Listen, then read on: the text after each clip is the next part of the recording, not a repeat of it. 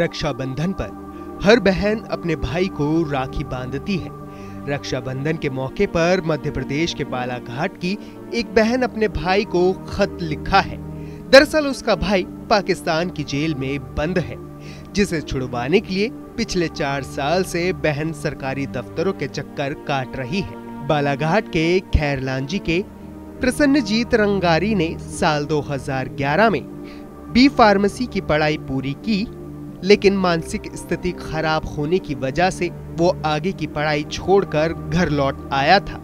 इसके बाद कुछ साल बाद वो घर से अचानक लापता हो गया।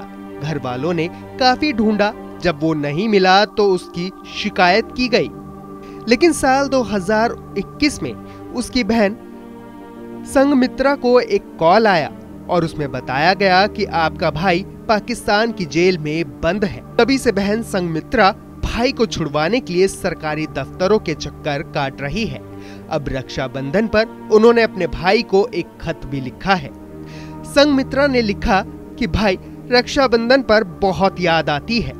मैं तुम्हें राखी भेजना चाहती हूँ, लेकिन तू भारत से बाहर कहीं दूर है।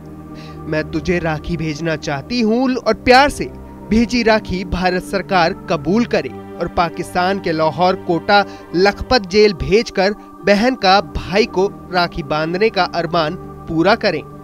हर बहन अपने भाई को राखी बांधना चाहती है, लेकिन मैं बदनसीब बहन अपने भाई को राखी नहीं बांध सकती हूँ। माँ तुझे बहुत याद करती है और तेरा इंतजार करती रहती हैं। तुझे भांजियां भी बहुत याद करती हैं और देखना चाहती हैं। मेरे भाई तुम्हें लाने की कोशिश कर रही है। सरकार भी हमारी मदद कर रही है। कुछ कार्रवाई पूरी हुई है, कुछ बाकी है। माँ तुझे बहुत याद करती है और तेरा इंतजार करती है। मेरी लड़कियां भी बहुत याद करती है और तुम्हें देखना चाहती है। प्रसन्नजीत को लाने के लिए क्या है, हम गरीब लोग हैं, मजदूरी करते, बीड़ी बांधते हैं। मेरी पत्नी परा लगाने चली जाती है, धान काटने चली जाती है। अब प्रशासन से क्या है, पैसा लगता है प्रशासन के लिए, और हमारी उतनी आर्थिक स्थिति ये ठीक नहीं है कि हम पैसा खर्च कर सके। और वो पाकिस्तान के जेल में है, तो पाकिस्तान बोले तो बहुत बड़ा ही, अगर से अपने इधर कहीं पे भी रहता तो हो सकता था, आ सकता था। लेकिन अब उतनी कोशिश तो हम कर रहे हैं, लेकिन हमारी कोशिश पूरी नाकाम हो रही है। हाँ, उम्मीद तो लग रही है कि वापस आएगा, करके कार्रवाई हो जाए तो आ जाएगा, और हम कार्रवाई कर ही रही है। वहीं उनके पिता राजेश मजदूरी करते हैं और उनकी सास बीड़ी बनाने का काम करती है।